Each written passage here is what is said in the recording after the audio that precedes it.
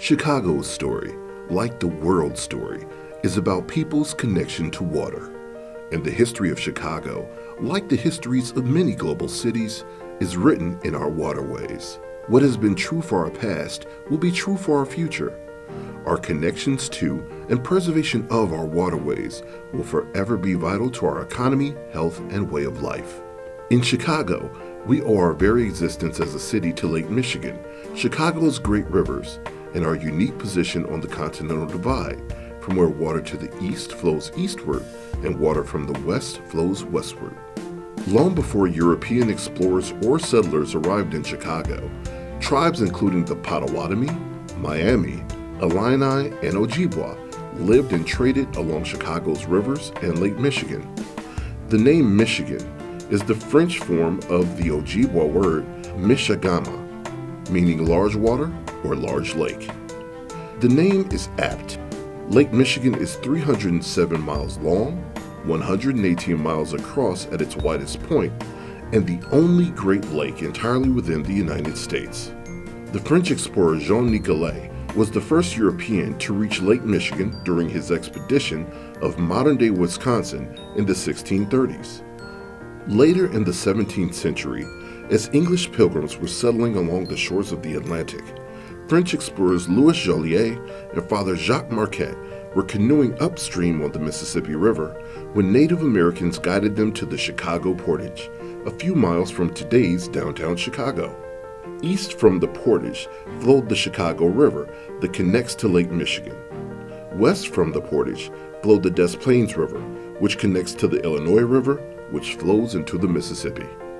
Joliet and a subsequent French explorer, Robert de La Salle, both imagined the possibility of a canal across the portage that would create a contiguous connection from the Atlantic Ocean, across the St. Lawrence River to the Great Lakes, down the Mississippi River, and out into the Gulf of Mexico.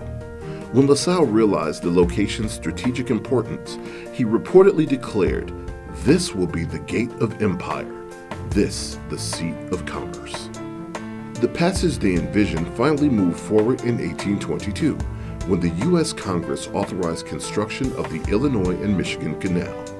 The canal took its name from the two bodies of water it connected, the Illinois River and Lake Michigan. As the canal was built, so was the city of Chicago.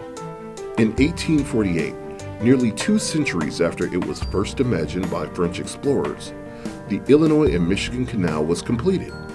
The week after its grand opening, a cargo ship carrying sugar from New Orleans traveled up the Mississippi River to Chicago, where it traversed the new canal on its way to Buffalo, New York.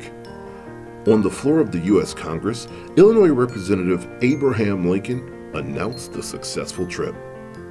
The 96-mile canal transformed the economy of Chicago, Illinois, and neighboring states. It turned the Midwest into an agricultural powerhouse from which farmers could ship corn, grain, and other products east. Lumber from the forests of Michigan and Wisconsin and stone from Midwestern quarries were transported east efficiently, and by the 1880s, over 1 million tons of cargo were being shipped through the canal annually. At the turn of the century, the Illinois-Michigan Canal was replaced by the larger Chicago Sanitary and Ship Canal, famously reversing the flow of the Chicago River. That feat, achieved through a series of canal locks, not only protected Chicagoans from the threat of waterborne diseases by keeping sewage out of Lake Michigan, it helped Chicago earn its well-deserved reputation for ingenuity and innovation. It was named a Civil Engineering Monument of the Millennium by the American Society of Civil Engineers. Today, the city of Chicago is embarking on a plan for its waterways that is no less ambitious than those undertaken by previous generations. The Our Great Rivers Initiative is building on Chicago's historic strengths by creating rivers that are inviting, productive, and environmentally sustainable. We are making investments in infrastructure and programming to make our rivers more intuitive, meaningful, and exciting places to be, drawing more people for recreation, work, and relaxation. The newly completed Riverwalk has transformed an inaccessible riverfront into an urban oasis in the heart of the city. New, architecturally significant boathouses have been constructed on the north and south branches of the river. Improved cleanliness, safety, and neighborhood linkages are laying the groundwork for creating more welcoming rivers and riverfronts. Where economic activity is the best use of riverfront land, we are working to retain existing businesses that rely on the water and attract new types of entrepreneurs and jobs while preserving the integrity of the water and the culture of surrounding communities. We are enhancing our river's transportation infrastructure to accommodate barges, tour boats, water taxis, and recreational watercraft.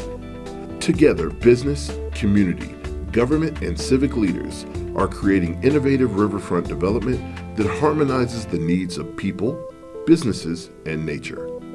Public investments in the accessibility of the river have led to private investment, with multiple new billion-dollar projects springing up along the river's banks. Our rivers are being transformed from eyesores of our industrial past to anchors of our neighborhood's futures.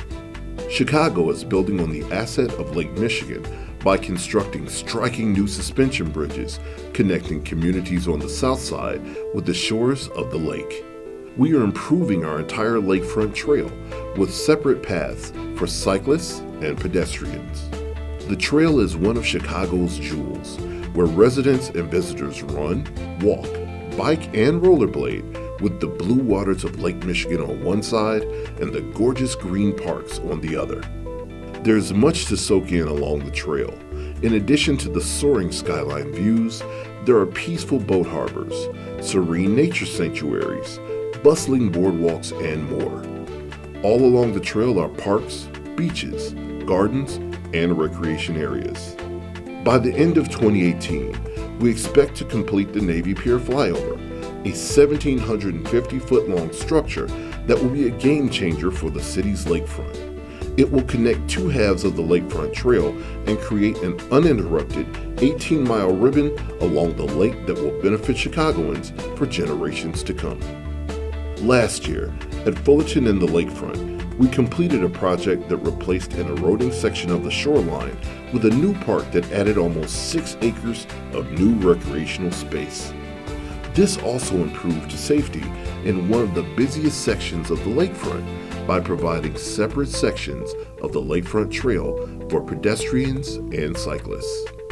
Chicago's waterways connect people to nature in the city and beyond and function as thriving ecosystems. They are a source of prosperity and life, and today Lake Michigan provides potable drinking water to over 11 million people.